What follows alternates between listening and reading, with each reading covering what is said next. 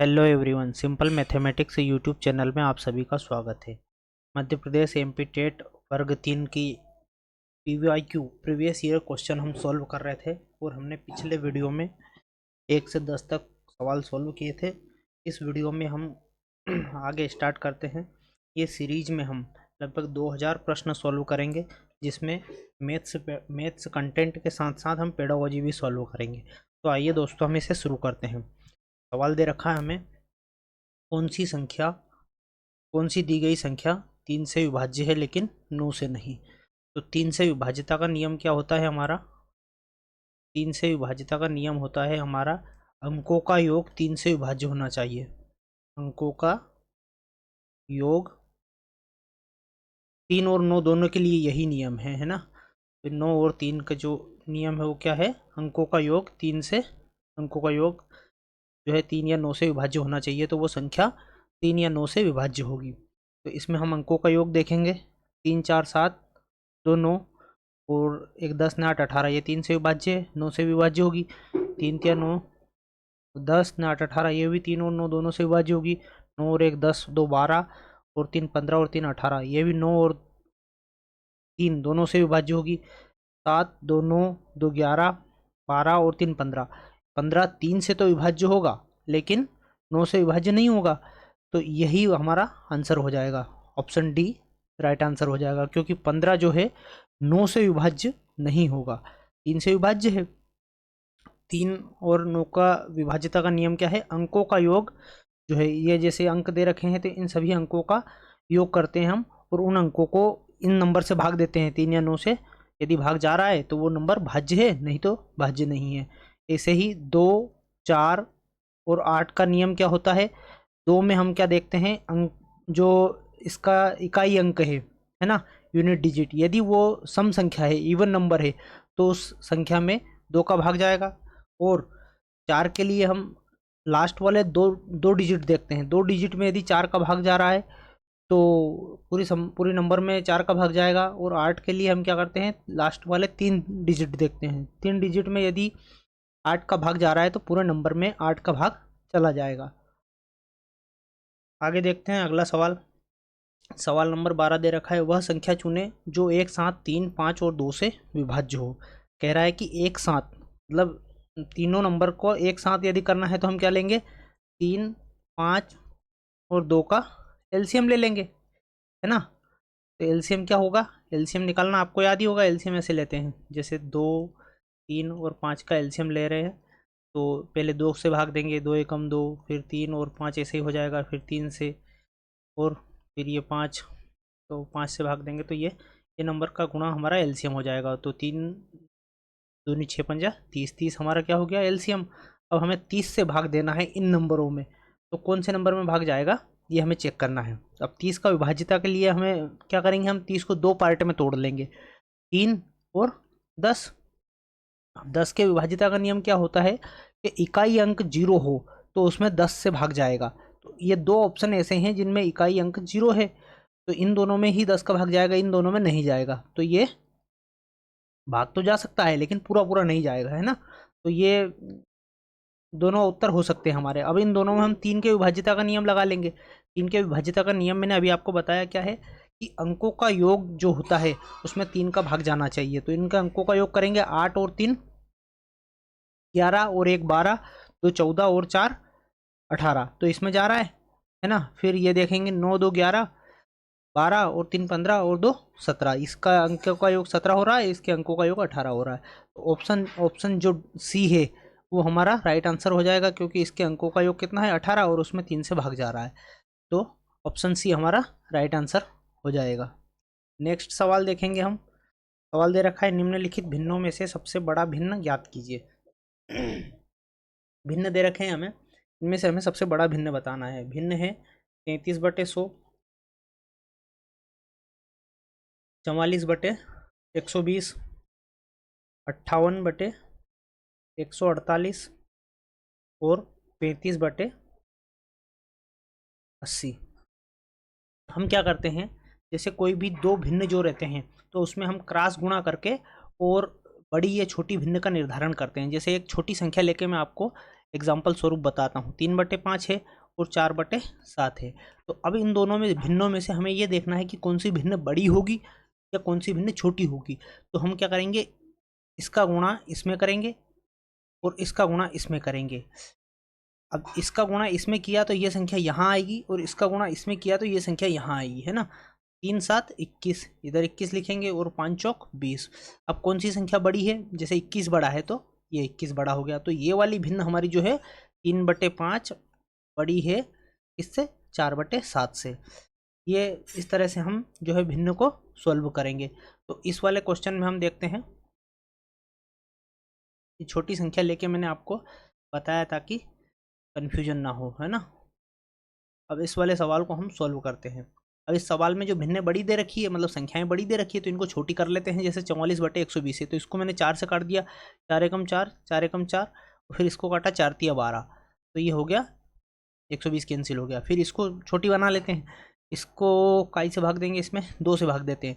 2 एकम 2, 2 दूनी 4, 1 बचा, 2 9 18 29, और ये क्या हो गया 2 7 14 और 2 चौक 8, है ना। इसको काई से भाग देंगे हम, 5 से देते हैं, 5 7 35 और 5 से इसमें दिया, 5 एकम 5 और कितना बचा 3, 5 छक 30, है ना। तो ये हो गया 16। अब 33/100 और 11/30 नई भिन्न हमारी बन गई 29/74 और 7/16। अब इनका हम क्रॉस गुणा करेंगे, 33/30 है, सॉरी, है ना। तो इसका इसमें करेंगे तो ये है ना 33 या 99 और एक 0 आ जाएगा हमारा, और ये 1100, 11 का 100 में गुणा करेंगे 1100 हो जाएगा। अब कौन सी भिन्न बड़ी हो गई, ये वाली। तो 11/30 का अगली भिन्न में गुणा करेंगे हम, 11/30 का इस भिन्न में गुणा करेंगे तो क्या हो जाएगा, 74 का 11 में करा तो 11 चौक 44, इसका गुणा इसमें करेंगे और इसका गुणा इसमें करेंगे, 11 चौक 44 का 4 हासिल 4, 11 7 77 और 4 77 और 4 81, तो ये हो गया हमारा 814। फिर इसका इसमें गुणा करेंगे, 3 नाम 27 का 7 हासिल 2, 3 दूनी 6 और 2 8, है ना, और एक 0 लग जाएगा। तो अब कौन सी भिन्न बड़ी हो गई, 29/74, ये वाली भिन्न बड़ी हो गई। अब इस वाली भिन्न का जो 29/74 है, इस वाली भिन्न का गुणा हम अगली भिन्न में कर देंगे। अगली भिन्न हमारी है 7/16, इसका गुणा इसमें करेंगे और इसका गुणा इसमें करेंगे। तो 16 नमे 144 का 4 हासिल 14, 16 दूनी 32 और 14 कितना हो जाएगा, 32 और 10 42 और 4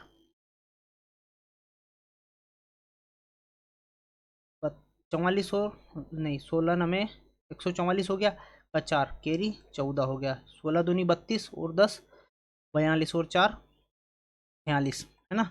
ये हो गया 464 और इसका इसमें करेंगे तो 7 चौक 28 का 8 हासिल 2, 7 7 49 और 2 51, तो ये हमारी हो गई 518। अब कौन सी बड़ी हो गई हमारी, ये वाली बड़ी हो गई।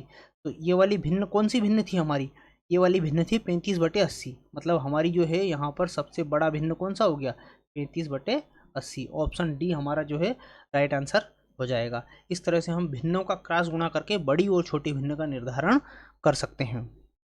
नेक्स्ट सवाल देखते हैं हम, सवाल नंबर 14। उस घन का आयतन जिसका किनारा 3a है, घन का आयतन ज्ञात करना है हमें जिसका किनारा कितना है 3a। तो घन के आयतन का सूत्र क्या होता है हमारा, भुजा का क्यूब, है ना। तो किनारा जो भुजा दे रखी है वो क्या है, किनारा 3a, तो 3a का क्यूब क्या हो जाएगा, 3 3 9 27 और a का क्यूब ही रहेगा। तो ये हमारा आंसर हो जाएगा बी वाला, है ना, बी वाला राइट आंसर हो जाएगा। नेक्स्ट सवाल देखते हैं हम, सवाल नंबर 15 दे रखा है, निम्नलिखित भिन्नों में से सबसे छोटी भिन्न ज्ञात कीजिए। अभी जो सवाल था उसमें हमें सबसे बड़ी भिन्न पूछा था, अब पूछ रहा है हमें सबसे छोटी भिन्न क्या है। तो इसको हम 1/12, 18/218, 4/50 और 19/230, इस तरह से हमने भिन्न को नोट कर लिया। अब इस भिन्न को हम छोटी कर सकते हैं तो इसको छोटी कर लेंगे हम, जैसे इसको हम 2 से काट के छोटी कर सकते हैं, 2 9 18, 2 एकम 2 भाग नहीं गया 0, 2 9 18, ये हो गया नई भिन्न बन गई हमारी 9/109, है ना। 9 एकम 9, हाँ ठीक है। और इसको काट देंगे हम, 2 दूनी 4 और ये 25 बार चला गया, ठीक है। 19 कट रहा है क्या? ये नहीं कट रहा, छोड़े इसको। तो 1/12 और 109। अब इसका क्रॉस गुणा कर देंगे, 1/12 और 9/109। क्या करेंगे हम, इसका गुणा इधर करेंगे और इसका गुणा इधर करेंगे। 109 का गुणा 1 में करा 109, 12 का गुणा 9 में करा 12 9 में 108। अब हमें क्या निकालना है, यहाँ पर सबसे छोटी भिन्न निकालना है। छोटी भिन्न क्या होगी, 108। अब ये जो छोटी भिन्न है इसको बढ़ाकर अगली भिन्न से हम गुणा करेंगे। तो 9/109 का गुणा हम 2/25 में करेंगे, मतलब क्रॉस गुणा। 25 में कितना होता है, 225। इसका गुणा इसमें करा और इसका गुणा इधर करेंगे। 25 में 225 और 109 दूनी 218, है ना। तो गुणा इसमें करा। तो अब छोटी भिन्न कौन सी हो गई, 2/25। अब 2/25 जो है, 2/25 का गुणा हम किस में करेंगे, 19/230 में, 19/230। अब 230 का इसमें गुणा करेंगे और इसका गुणा इसमें करेंगे, है ना। 230 दूनी 460, ये हो गया।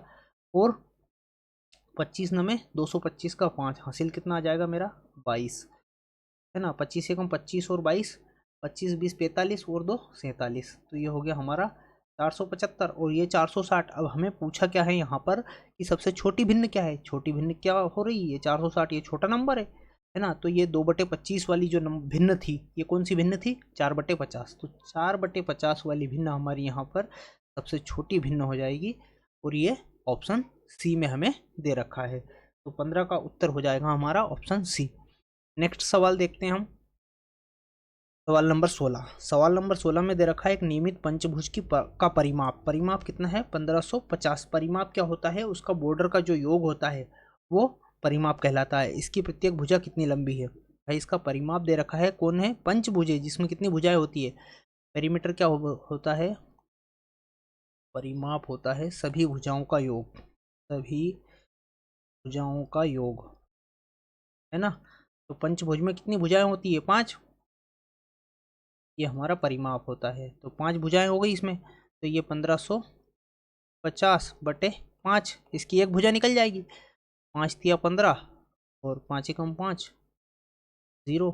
ये हो गई 310 मीटर, ये इसकी एक भुजा होगी। तो ये ए ऑप्शन हमारा जो है राइट आंसर हो जाएगा। नेक्स्ट सवाल देखेंगे हम, सवाल नंबर 17। एक वर्ग का विकर्ण ए सेंटीमीटर है। ये ए सेंटीमीटर दे रखा है, ऐसा वाला ए, है ना। निम्नलिखित में से कौन सा वर्ग के क्षेत्रफल को दर्शाता है।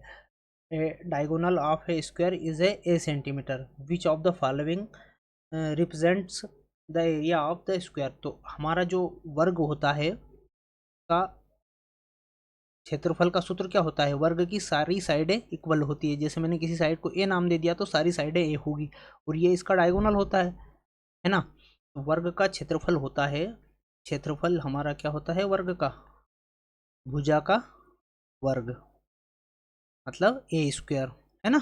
ये इसका क्षेत्रफल होता है। अब यहाँ हमें डायगोनल दे रखा है, तो इसकी जो चारों भुजाएं बराबर होती है और हर कोने पर समकोण बनता है। तो यहाँ पर पाइथागोरस थ्योरम जो है सेटिस्फाइड होती है। तो ये डायगोनल है हमारा डी। तो इसका एक और जो एरिया निकालने का फार्मूला क्या हो जाता है कि ए स्क्वायर प्लस ए स्क्वायर बराबर डी स्क्वायर। ये होगा पाइथागोरस प्रमेय। विकर्ण का वर्ग बराबर पर लंब और आधार का वर्ग, है ना। तो ये 2a² बराबर डी स्क्वायर हो गया। तो ये ए स्क्वायर बराबर हो जाता है d²/2। अब यहाँ पर हमें दे रखा है इसने कि विकर्ण क्या है, ए सेंटीमीटर है। तो उसका एरिया बताओ। तो एरिया क्या होता है, ए स्क्वायर एरिया होता है। हम ए स्क्वायर ऐसे ही रखेंगे और डी स्क्वायर की जगह रख देंगे a²/2। तो ये हो जाएगा इसका एरिया, हमारा हो जाएगा ऑप्शन सी, हमारा राइट आंसर हो जाएगा। ठीक है। सवाल नंबर 18 दे रखा है। 28 सेंटीमीटर त्रिज्या वाले एक वृत्ताकार तार को मोड़कर एक वर्ग बनाया जाता है। हमारे पास क्या है, एक वृत्ताकार, ये वृत्ताकार तार है ना। इसकी त्रिज्या कितनी है, 28 सेंटीमीटर। इसकी जो रेडियस दे रखी है हमें वो 28 सेंटीमीटर दे रखी है। ठीक है। वर्ग के क्षेत्रफल और वृत्त के क्षेत्रफल का अनुपात हमें बताना है। अब इसी तार को, इसी वृत्ताकार तार को मोड़कर वर्ग बनाया जाता है ना। ये वृत्ताकार है, इसको वर्ग बनाना है। जैसे ये वृत्ताकार तार है और इसको मोड़कर इसको सीधा करके, जैसे ये अभी वर्ग है, वृत्त है, इसको सीधा करके फिर हम एक वृत्त बनाएंगे इस तरह का। वृत्त की चारों साइड इक्वल होती है। अब हमें इसका परिमाप निकालना पड़ेगा, हमें रेडियस दे रखी है, तो परिमाप क्या होता है, पेरीमीटर। वृत्त का परिमाप होता है 2πr, है ना। पेरीमीटर बराबरी पर 2/22/7 पाई की वैल्यू होती है, और आर हमें दे रखा है 28। काट देंगे इसको, 7 चौक 28 और 4 दूनी 8, 8 से इसमें भाग दे देंगे, गुणा कर देंगे, 8 दूनी 16 का 6 हासिल 1, 8 दूनी 16 और 1 17। तो ये 176 क्या हो गया हमारा, पेरीमीटर हो गया। अब इसका भी पेरीमीटर 176 होगा, क्यों, क्योंकि उसी तार को मोड़कर वर्ग बनाया है। तो इसका इसकी जो एक साइड कितनी निकल जाएगी, इसकी चारों साइडें इक्वल होती है, वर्ग की चारों साइडें इक्वल होती है, तो एक साइड हो जाएगी इसकी, 4 से भाग दे देंगे, 4 चौक 16, एक बचा, 4 चौक 16। ए एक साइड यदि ए हमने माना इसको, तो ये हो गई 44 सेंटीमीटर, है ना। अब ये कह रहा है कि वर्ग के क्षेत्रफल और वृत्त के क्षेत्रफल का अनुपात ज्ञात कीजिए। क्षेत्रफल, वर्ग का क्षेत्रफल क्या होता है, वर्ग का क्षेत्रफल होता है हमारा भुजा का वर्ग, भुजा का वर्ग, और हमारा वृत्त का क्षेत्रफल होता है πr²। ये हमारा किसका क्षेत्रफल होता है, वृत्त का क्षेत्रफल। तो ये भुजा का वर्ग 44 का वर्ग कर देंगे, 44 गुणित 44, और पाई 22/7 गुणित आर का स्क्वायर, आर कितना है हमारा 28, 28 का वर्ग कर देंगे, 28 गुणित 28, है ना। 28 को इससे काट दूं मैं, 4 बार गया, फिर ये 22 से फिर इसको काट देंगे, 22 दूनी 44, 2 से इस 4 को काट देंगे, 2 दूनी 4, 2 से फिर इसको 44 को काट देंगे, ये 22, और इधर कितना बचा हमारा 28, है ना। इसको फिर काट दिया 2 से, 11 बार गया, और ये 2 एकम 2, 2 चौक 8, 11:14 हमारा। ये ऑप्शन डी में हमारा राइट आंसर दे रखा है ना। ऑप्शन डी राइट आंसर हो जाएगा हमारा। कितना अनुपात हो गया, 11:14। इसका वृत्त के क्षेत्रफल का अनुपात वर्ग के क्षेत्रफल और वृत्त के क्षेत्रफल का अनुपात 11:14 होगा। नेक्स्ट सवाल देखेंगे हम। सवाल नंबर, हमें अब पेडागोजी से सवाल दे रखा है। इस सीरीज में हम कंटेंट के साथ साथ पेडागोजी भी सॉल्व करेंगे। सवाल दे रखा है कक्षा 1 और कक्षा 2 में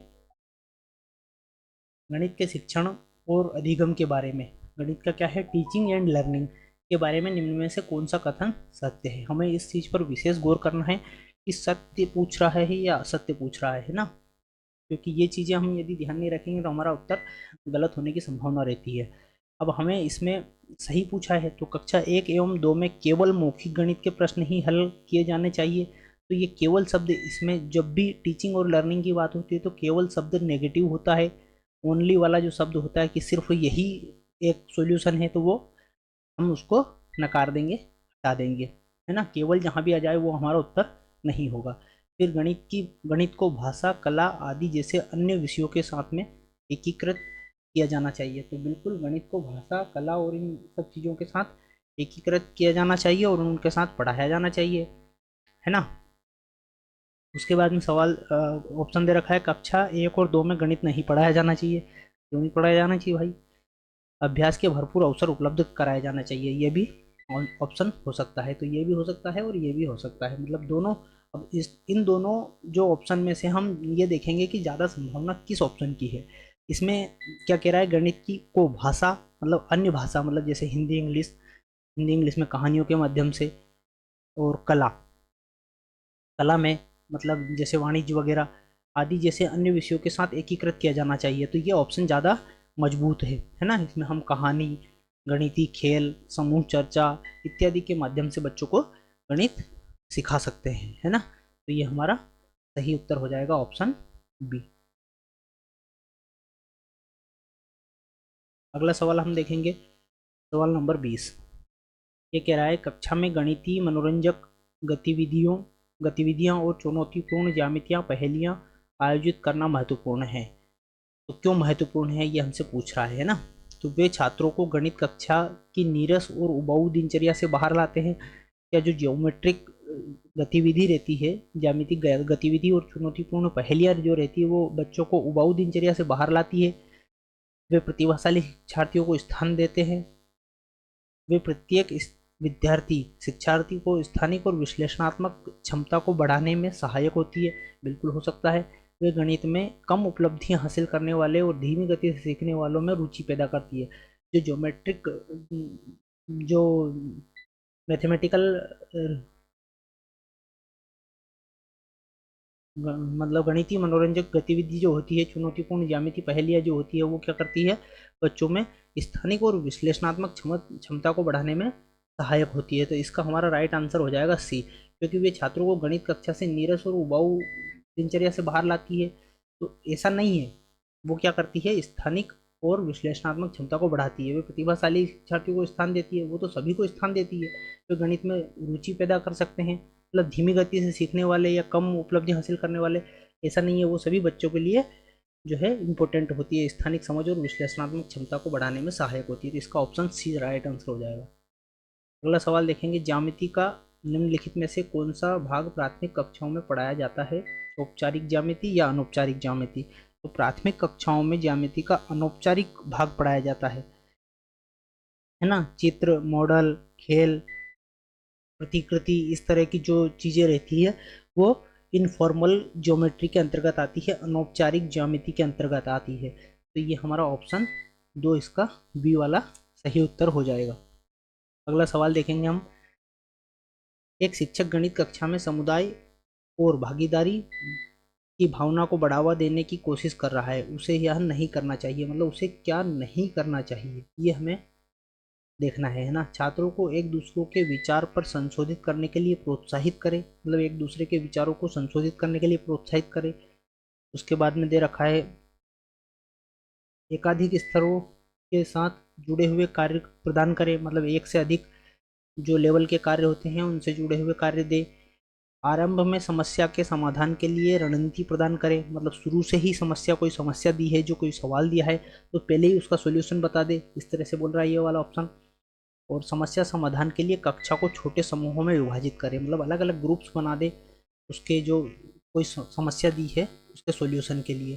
तो इसमें से कौन सा उत्तर हमारा नहीं करना चाहिए उसको, मतलब क्या नहीं करना चाहिए। तो छात्रों को एक दूसरे के विचार पर संशोधित करने के लिए प्रोत्साहित करना चाहिए, बिल्कुल करना चाहिए। In encourage student to process one another's idea, मतलब एक दूसरे के आइडिया को जो है संशोधित करने के लिए प्रोत्साहित करना चाहिए। Be provide connected task with multiple levels, उनको एकाधिक स्तरों के साथ जुड़े हुए कार्य प्रदान करना चाहिए, ये भी करना चाहिए। Provide strategy for the solution of the problem to start with, मतलब आरंभ से ही समस्या का सॉल्यूशन बता देना चाहिए, तो ये नहीं करना चाहिए, है ना। और divide the class into small group for problem solving, तो ये करना चाहिए, उसको जो समस्या समाधान के लिए छोटे छोटे समूहों में विभाजित कर देना चाहिए। तो हमारा ऑप्शन सी राइट आंसर हो जाएगा, मतलब क्या नहीं करना चाहिए, हमें यहाँ ये देखना था कि क्या नहीं करना चाहिए। तो इसका आंसर ऑप्शन सी हमारा जो है सही जवाब हो जाएगा। नेक्स्ट सवाल देखेंगे हम, प्रश्न नंबर 23 को दे रखा है हमें, गणितीय पाठ्यक्रम के प्रति छात्रों में रुचि और प्रेरणा की कमी को छोड़कर निम्नलिखित कारणों का परिणाम है। सांकेतिक भाषा की प्रधानता, गहराई से समझ, प्रक्रियाओं और सूत्रों को याद रखना। मतलब गणितीय पाठ्यक्रम में छात्रों में रुचि और प्रेरणा की कमी को छोड़कर, मतलब इन दोनों चीज़ों को छोड़कर निम्नलिखित कारणों का परिणाम है।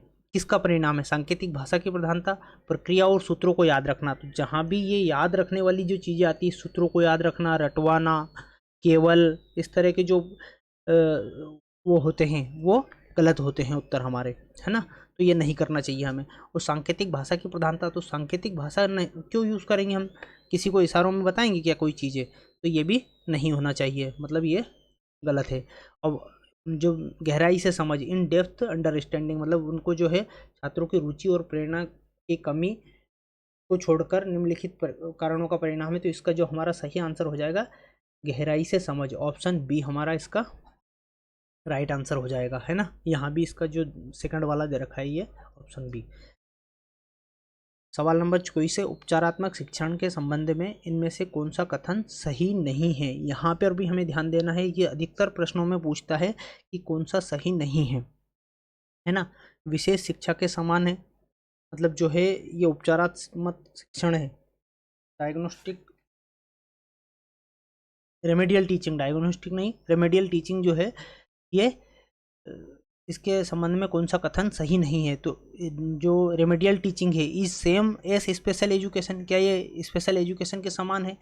Offers one on one attention to student, छात्रों को एक एक पर ध्यान देने के लिए पेशकश करता है, बिल्कुल करता है। क्या उपचारात्मक शिक्षण हर बच्चे पर, एक एक बच्चे पर ध्यान देने के लिए पेशकश करता है। केवल विशेष आवश्यकता वाले छात्रों के लिए नहीं है, बिल्कुल नहीं है, सभी के लिए है। केवल विशेष आवश्यकता वाले छात्रों के लिए नहीं है, सभी के लिए है, ये भी सही है। अपने साथियों की तुलना में पिछड़ रहे छात्रों के लिए है, बिल्कुल, जो बच्चे पिछड़ जाते हैं उनके लिए तो बहुत ज़्यादा कारगर होता है ये उपचारात्मक शिक्षण। उपचारात्मक शिक्षण क्या होता है कि बच्चे की कमियों को दूर करना, है ना, निदान के द्वारा जो कमियां पता की जाती है, हम डायग्नोस्टिक टेस्ट करते हैं, उसके द्वारा जो कमियां रहती है उनको हम रेमेडियल टीचिंग के माध्यम से, उपचारात्मक शिक्षण के माध्यम से उन्हें दूर करते हैं। तो इसमें हमारा जो क्या हो जाएगा, ये विशेष शिक्षा के समान है, ये नहीं होगा, है ना। ए वाला हमारा सही उत्तर हो जाएगा, ऑप्शन ए। अगला क्वेश्चन देखेंगे, ये उपचारात्मक शिक्षण के बारे में दे रखा है यहाँ पर, मैंने डिटेल में इसको। उपचारात्मक शिक्षण एक विशेष प्रकार की शिक्षण विधि है जो विशेष रूप से उन छात्रों के लिए डिजाइन की गई है जिनके पास सीखने में कठिनाई होती है। किन छात्रों के लिए है ये, मैंने अभी बताया था ये वाले ऑप्शन में, कि जो बच्चे पिछड़ रहे हैं उन छात्रों के लिए ये है, मतलब जिनको सीखने में कठिनाई हो रही है। इसका मुख्य उद्देश्य छात्रों की व्यक्तिगत आवश्यकताओं को समझना और उनकी क्षमताओं के अनुसार समर्थन प्रदान करना है। ये वाला ऑप्शन भी आ गया हमारा इसमें, व्यक्तिगत क्षमताओं को पहचानना, एक एक पर ध्यान देना, उनकी व्यक्तिगत क्षमताओं को पहचानना और क्षमताओं के अनुसार समर्थन प्रदान करना है। इस विधि में निम्नलिखित पहलुओं पर ध्यान दिया जाता है। व्यक्तिगत ध्यान दिया जाता है ना, उनके सीखने के तरीके और उनकी ज़रूरतों के अनुसार व्यक्तिगत शिक्षण योजना बनाई जाती है। मल्टी सेंसरी दृष्टिकोण, शिक्षण में विभिन्न संवेदनाओं का उपयोग किया जाता है, जैसे दृश्य, श्रव्य और स्पर्श, ताकि सभी छात्रों की समझ को बढ़ाया जा सके, है ना। जैसे ब्रेल लिपि हो गई, उससे बच्चा टच करके पढ़ता है, इस तरह से दृश्य, श्रव्य और स्पर्श, ताकि सभी छात्रों को समझ को बढ़ाया जा सके। जो रेमेडियल टीचिंग है, उपचारात्मक शिक्षण है, इसके अंतर्गत किया जा सकता है। लचीला पाठ्यक्रम, मतलब पाठ्यक्रम को लचीला होना चाहिए, उसमें सामाजिक कहानियाँ, बाल गीत और इस तरह की खेल, समूह चर्चा, इस तरह के नाटक और एकांकी होना चाहिए। तो ये लचीला पाठ्यक्रम होना चाहिए, छात्रों की गति और रुचियों के अनुसार अनुकूलित किया जा सके।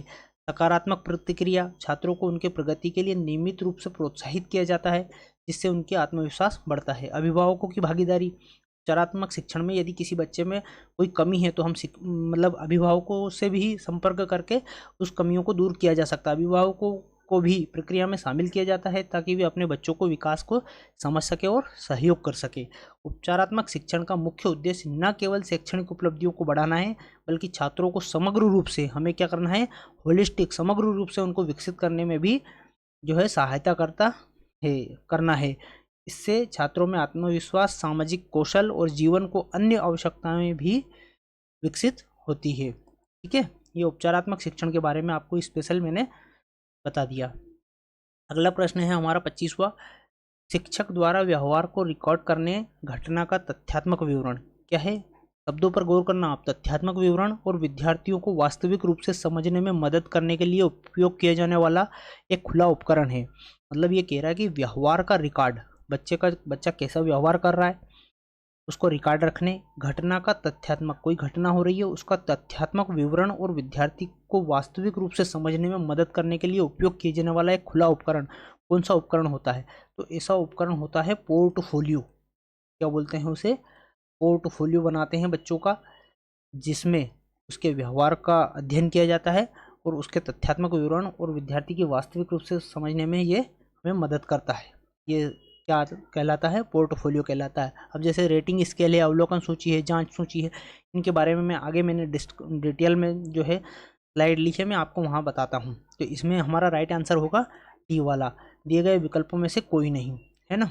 अब मैं आपको रेटिंग स्केल के बारे में बताता हूँ। रेटिंग स्केल ये जैसे पोर्टफोलियो का दे रखा है, एक व्यवस्थित संग्रह होता है जिसमें किसी व्यक्ति, विशेषकर छात्र या पेशेवरों के कार्य, उपलब्धियों और कौशल, उसके कार्य, उपलब्धि और उसका कौशल समावेश होता है। यह एक महत्वपूर्ण उपकरण है जो न केवल प्रगति का दस्तावेज है, जो उसकी बच्चा क्या डेवलप कर रहा है उसकी प्रगति का दस्तावेज है, बल्कि वह उसके कौशल और क्षमताओं को प्रदर्शित करने का एक तरीका है। बच्चे की जो कौशल है, स्किल है और उसकी जो क्षमताएं हैं उनको प्रदर्शित करने का एक तरीका भी है। पोर्टफोलियो कितने प्रकार का होते हैं?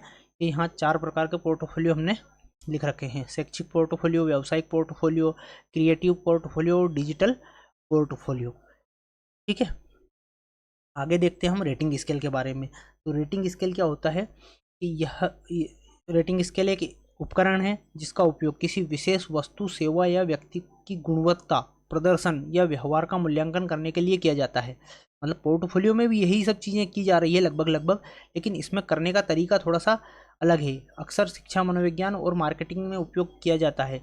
रेटिंग स्केल में क्या होता है, इसमें एक जैसे एक रेटिंग स्केल है उसमें नंबर दिए हैं। आमतौर पर इसमें 1 से 5 या 1 से 7 तक के पैमाने होते हैं। जैसे पूछ लिया हमसे कि रेटिंग स्केल पर कितने पैमाने होते हैं, तो 1 से 5 या 1 से 7 तक के पैमाना होता है। इससे अधिक सहमत से अधिक असहमत तक के विकल्प होते हैं। मतलब इसमें सही, सहमत और असहमत वाले विकल्प होते हैं। किसी चीज़ से कोई सहमत है या नहीं है, उसके आधार पर उसके जो व्यवहार की परीक्षण किया जाता है। न्यूमेरिकल स्केल, इस पैमाने में संख्या के माध्यम से, मतलब नंबर लिखे रहते हैं 1 2 3 1 से 10 तक के जो नंबर लिखे रहते हैं और उससे उसके व्यवहार का परीक्षण किया जाता है। बाइनरी स्केल, इसमें 2 विकल्प होते हैं, हाँ या नहीं। ग्रेडिंग स्केल, इसमें ABCD इस तरह से ग्रेड दिए जाते हैं, 0 से 100 तक के स्कोर के रूप में होता है ना। अगला है हमारा, इसमें अगला ऑप्शन था ऑब्जर्वेशन। यह एक महत्वपूर्ण प्रक्रिया है जिसका उपयोग विभिन्न संदर्भों में किया जाता है, जैसे शिक्षा, मनोविज्ञान, सामाजिक विज्ञान। यह एक सक्रिय प्रक्रिया है जिसमें किसी घटना, व्यक्ति या समूह के व्यवहार, किसी घटना, व्यक्ति, समूह के व्यवहार, क्रियाकलाप और प्रतिक्रियाओं का ध्यानपूर्वक निरीक्षण किया जाता है। अवलोकन कैसा होता है? प्रत्यक्ष अवलोकन होता है, किसी को सामने देखकर। डायरेक्ट ऑब्जर्वेशन होता है, इनडायरेक्ट ऑब्जर्वेशन होता है, संरचित मतलब स्ट्रक्चर्ड होता है और असंरचित भी होता है ना। इस तरह से अवलोकन किया जाता है। अब इसमें जैसे अवलोकन सीधे उस घटना या व्यवहार को देखता है। डायरेक्ट अवलोकन में जैसे कक्षा में छात्रों की सहभागिता का निरीक्षण करना कि बच्चे पढ़ रहे हैं नहीं पढ़ रहे हैं। फिर अप्रत्यक्ष अवलोकन, इसमें अवलोकनकर्ता किसी रिकॉर्डिंग, वीडियो या अन्य माध्यमों के माध्यम से जानकारी को इकट्ठा करता है। जैसे कि CCTV कैमरे लगा दिए, अप्रत्यक्ष अवलोकन कर रहे हैं बच्चे क्लास में क्या कर रहे हैं क्या नहीं कर रहे हैं। कक्षा के बाद छात्रों की गतिविधियों का वीडियो देखना, ये चीज़ है ना। संरचित, स्ट्रक्चर्ड, इसमें विशेष मानदंडों के अनुसार डेटा संग्रहित किया जाता है। उदाहरण, एक चेकलिस्ट का उपयोग करना ताकि निश्चित व्यवहारों को नोट किया जा सके, है ना। कौन सा बच्चा मस्तीखोर है, बार बार ज़्यादा मस्ती कर रहा है ना, तो उसका जो है उसको समझाइश दी जा सके। इसमें ये असंरचित अवलोकन क्या होता है, इसमें अवलोकनकर्ता स्वतंत्र रूप से घटनाओं को देखता है और डेटा एकत्रित करता है ना। अनस्ट्रक्चर्ड ऑब्जर्वेशन में एक शिक्षिका का प्राकृतिक वातावरण में बच्चों के साथ खेलते हुए अवलोकन करना। जैसे बच्चे खेल रहे हैं लेकिन शिक्षिका क्या कर रही है, उन पर ध्यान दे रही है ना। इस तरह से अवलोकन। एक दे रखा है चेकलिस्ट, उसी ऑप्शन में ये 3 ऑप्शन, मतलब 3 जो ऑब्जेक्टिव में 3 ऑप्शन दे रखे थे उनका हमने डिटेल में देखा है। एक व्यवस्थित उपकरण है, चेकलिस्ट क्या है, एक व्यवस्थित उपकरण है जिसका उपयोग किसी कार्य, प्रक्रिया या गतिविधि को सुनिश्चित करने के लिए किया जाता है। यह सूची एक फॉर्मेट में होती है जिसमें आवश्यक कार्यों, वस्तुओं या मानदंडों की सूचीबद्ध किया जाता है। जब आप एक जांच सूची का उपयोग करते हैं तो आप यह सुनिश्चित कर सकते हैं कि आपने सभी महत्वपूर्ण बिंदुओं को कवर किया है। जैसे संगठन कार्यों को व्यवस्थित करने में मदद करता है, समय की बचत करता है, त्रुटियों की कमी, उन्नति का ट्रैकिंग, इस तरह से चेकलिस्ट बनाई जाती है ना। अगला सवाल देखते हैं हम, सवाल नंबर 26।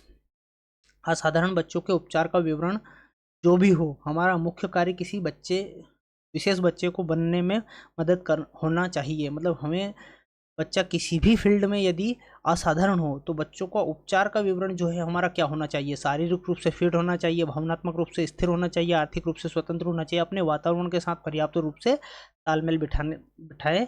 तो ये हमारा सही आंसर हो जाएगा, ये सबसे जो है अनुकूल उत्तर होगा। अगला सवाल देखेंगे हम। सवाल दे रखा है 27 नंबर का, निम्नलिखित में से कौन सा 6 से विभाज्य है। अब 6 से विभाज्यता का नियम क्या होता है, 6 खुद 2 और 3 से विभाज्य है, तो 2 और 3 के जो नियम है वो 6 में लगेंगे, है ना। तो हम सबसे पहले देखेंगे कि 2 के विभाज्यता का नियम क्या है। 2 के विभाज्यता का नियम मैंने अभी आपको बताया कि इकाई अंक क्या होना चाहिए, सम संख्या होना चाहिए। तो ये सम संख्या है, ये वाला ऑप्शन हमारा कैंसिल हो जाएगा क्योंकि इसमें इकाई अंक क्या है, विषम संख्या है ना। अब बी वाला तो हमारा कट हो गया। अब तीन जो है नंबर, दो नंबर दे रखा है 2 और 3, तो अब 3 की विभाज्यता का नियम चेक करेंगे हम। 3 की विभाज्यता का नियम होता है अंकों का योग 3 से विभाज्य होना चाहिए। तो अंकों का योग चेक कर लेंगे हम। 7 2 9, 9 और 6 15, 15 और 6 21, 22 23, 24 25, 25 और 5 30 और 3 23। मतलब ये वाला ऑप्शन सही हमारा हो सकता है, क्योंकि इसमें 3 का भाग जा रहा है। अब ये वाला ऑप्शन चेक कर लेंगे। 8 7 15 और 6, 15 5 20 21, 21 4 25, 5 30, 37, 37 और 8 3 45, 45 और 9 54। 54 में 3 एकम, नहीं नहीं नहीं नहीं नहीं नहीं, गलत जोड़ दिया मैंने। 8 7 15 और 6, 15 5 20 और 1 21 और 4 25, 5 30 और 7 37, 37 और 3 40 और 5 45, 45 और 9 54। अरे ये तो विषम संख्या है ना 9, इसमें तो हमें चेक ही नहीं करना है, क्योंकि इसमें 2 का भाग नहीं जा रहा है। इसमें 2 का भाग नहीं जा रहा है, तो इसमें तो चेक ही नहीं करना है, भले ही 3 का चला जाए। किसी एक नंबर का भाग नहीं जा रहा है तो उसमें हम चेक ही नहीं करेंगे, है ना। दोनों नंबर का भाग जाना चाहिए, तब जाके 6 का भाग जाएगा। अब इसमें चेक करेंगे हम ऑप्शन डी वाले में। ऑप्शन डी क्या दे रखा है हमें? 4 3 7 2 9, 9 7 16 और 8 24, 24 और 9 कितना हो गया? 24 और 9 33, तो 33 में भी भाग जा रहा है। तो ऐसा कैसे हो सकता है? ए और डी दोनों में इसमें 3 का भाग जा रहा है, तो ये दोनों उत्तर हो सकते हैं इसके। हो सकता है ये क्वेश्चन मतलब गलत हो या बाद में कैंसिल हुआ हो इसके। इसमें भी 3 का भाग जा रहा है, 2 और 3 दोनों का भाग जा रहा है, और इसमें भी 2 और 3 दोनों का भाग जा रहा है, तो ए और डी दोनों उत्तर हो सकते हैं। नेक्स्ट सवाल देखेंगे हम 28 नंबर का। निम्नलिखित में से कौन सा 8 से विभाज्य है? 8 का विभाज्यता का नियम है कि जो लास्ट वाले 3 डिजिट रहते हैं, मतलब 2 का विभाज्यता का नियम है इकाई अंक, है ना। इकाई अंक देखते हैं हम। इकाई अंक यदि सम है तो उसमें 2 से भाग जाएगा। फिर 4 के विभाज्यता का नियम, अंतिम 2 अंक देखेंगे। अंतिम 2 अंक देखेंगे, यदि 2 अंकों में 4 का भाग जा रहा है तो पूरी संख्या में 4 का भाग जाएगा। 8 के विभाज्यता का नियम क्या है? अंतिम 3 अंक, अंतिम 3 अंक में यदि भाग जा रहा है तो 8 का भाग सभी अंकों में जाएगा। 3 अंक इसमें जा रहा है क्या? 8 दूनी 16, 24 ज़्यादा हो जाएगा, 4 और 3 7, 8 चौक 32, 8 पंचाली, 8 छः 48, 8 8 64, 8 9 72, इसमें नहीं जा रहा है। ये वाले में 8 एकम 8 है, नहीं ये लास्ट 3 डिजिट चेक करेंगे। 8 चौक 32, 2 बचा, नहीं जा रहा है इसमें भी। 8 एकम 8, 8 अपन 40, सी वाले में जा रहा है। और 8 दूनी 16, 8 4 बचा 44, 8 8 8 पंजे 40, इसमें भी नहीं जा रहा है। तो ऑप्शन सी हमारा राइट आंसर हो जाएगा, क्योंकि सी में ही 8 का भाग जा रहा है। लास्ट के 3 डिजिट आपको चेक करना है सिर्फ, और 8 का भाग जा रहा है कि नहीं जा रहा है, संख्या 8 से विभाज्य है या नहीं है ना। नेक्स्ट सवाल देखेंगे हम, सवाल नंबर 29। अब सवाल नंबर 29 में हमें दे रखा है 13 की विभाज्यता का नियम, है ना। 13 की विभाज्यता का नियम क्या होता है? 13 और 7 दोनों की विभाज्यता का नियम ये होता है कि कोई भी नंबर, जैसे ये हमें 5 अंकों का नंबर दे रखा है 43 267, तो हम इसमें 3 3 के जोड़े बनाएंगे। अब 3 3 के जोड़े बनाएंगे, लेकिन संख्या तो 5 दे रखी है, 5 नंबर दे रखे हैं, तो इसमें हम पहले 0 लिख लेंगे, है ना। अब 3 का इनका जोड़ा बना लिया, 3 का इनका जोड़ा बना लिया, और इसमें से इसको घटाएंगे। 267 माइनस 043। अब इसमें हम, ये जो नियम है 7 और 13 दोनों का एक ही नियम है। आपको मतलब मैं जो बता रहा हूँ ना, 13 का बता रहा हूँ, लेकिन 7 का भी यही नियम है। यदि नंबर में 7 का भाग जा रहा है तो वो 7 से विभाज्य, नंबर में 13 से भाग जा रहा है तो वो 13 से विभाज्य है। 7 में से 3 गया 4, 6 में से 4 गया 2 और 2। क्या इसमें 13 का भाग जा रहा है? 13 13 एकम 13, 7 और 2 9 बच रहा है, 13 7 91, इसमें नहीं जा रहा है। ए वाले में नहीं जा रहा है। बी वाला चेक कर लेंगे हम। 3 5 और ये जोड़े बना लेंगे इसके, ये 3 का और ये 2 का, तो इसमें 0 लगा देंगे और 678 से इसको घटा देंगे। 8 में से 5 गया 3, 7 में से 3 गया 4 और 6 का 6 6, है ना। इसमें 13 का भाग देंगे। 13 39, 13 चौक 52, 13 पचे 65, 65 ज़्यादा हो जाएगा, तो 13 13 चौक 52, है ना। 52 और कितना बच रहा है ये? 52 10 62, 12 बच रहा है। 13 6 78, 13 7 91, 13 8 104, 13 9 117, है ना। ये कितना है? 123 है, तो 13 9 117, ये भी नहीं जा रहा है। बी वाले में भी नहीं जा रहा है। अब हम चेक करेंगे सी वाले में, है ना। सी वाले में चेक करेंगे तो ये हो जाएगा 565 अपॉन में 98, 098, 0 लगा देंगे, 3 अंक बन जाएंगे। 15 में से 8 गया तो 7 बचा, हासिल इधर हो गया 10 हो गया, ये 16 में से 10 गया 6 बचा, और इधर 4 हो गया, है ना। तो इसमें 13 का भाग दे के देख लेंगे, 13 39, है ना। कितना बच रहा है 7, और 77 हो रहा है, 13 78, 13 पंजे 65, इसमें भी नहीं जा रहा है ना। सी वाले में भी नहीं जा रहा है। अब डी वाले में हम चेक करते हैं, 613 माइनस 392, 3 में से 2 गया 1, 11 में से 9 गया तो 2, और इधर 1 हो जाएगा, तो 6 में से 4 गया तो 2। अब इसमें हम 13 का 221 में 13 का भाग देंगे तो 13 एकम 13, कितना बचा 7 2 9, 13 7 91, इसमें पूरा पूरा भाग जा रहा है। तो ऑप्शन डी हमारा जो है राइट आंसर हो जाएगा, ऑप्शन डी। अब 7 का और 13 का एक जैसा जो है विभाज्यता का नियम होता है, ऐसे ही 3 अंकों के जोड़े साथ में बनते हैं, और उस नंबर में यदि 7 से भाग जा रहा है, जैसे अंतर निकालते हैं तब 7 का भाग जा रहा है तो वो नंबर 7 से विभाज्य होगा, अन्यथा नहीं होगा। अगला सवाल देखते हैं हम, सवाल नंबर 30वां, है ना। सवाल दे रखा है निम्नलिखित में से कौन सा 18 से विभाज्य है। इन नंबर में कौन सा 18 से विभाज्य है। तो 18 का विभाज्यता का नियम हम क्या करेंगे, इसको 2 पार्ट में तोड़ देंगे, जैसे 9 और 2, 9 और 2। अब 9 को भी 3 3 9 होता है, तो इसको हम ऐसा कर लेंगे 3 3 और 2, है ना। मतलब जिन जिन नंबरों में 2 और 3 का भाग जाएगा उन नंबरों में 18 का भाग जाएगा, है ना। तो इसमें 2 का भाग नहीं जाएगा क्योंकि विषम संख्या है, तो ये वाला ऑप्शन हमारा यहीं कट हो गया। इसमें जा सकता है, इसमें जा सकता है, इसमें जा सकता है। अब अंकों का योग देख लेंगे, 9 2 11 और 8 19, 20 4 24 और 3 27, इसमें जा रहा है। फिर 2 और 1 3, 3 2 5 5 10 और 6 16, इसमें नहीं जा रहा है। फिर इसमें 7 4 11 और 1 12 और 8 20, इसमें भी नहीं जा रहा है, 20 में भी। तो ये ऑप्शन ए हमारा राइट आंसर हो जाएगा। धन्यवाद दोस्तों। इस श्रृंखला को हम लगभग 2000 प्रश्नों तक ले जाएंगे, और गणित के सभी सवाल हम इसमें सभी टाइप के सवाल सोल्व करेंगे, इसमें पेडागोजी भी लेंगे। कंटिन्यू आप इस चैनल पर बने रहिए और चैनल को सब्सक्राइब कीजिए, क्योंकि हमारा चैनल नया है, तो आपके प्यार और सहयोग से ये जो है चैनल आगे बढ़ेगा। तो इसी तरह से हम जो है डेली सवाल सोल्व करते रहेंगे। तो धन्यवाद दोस्तों।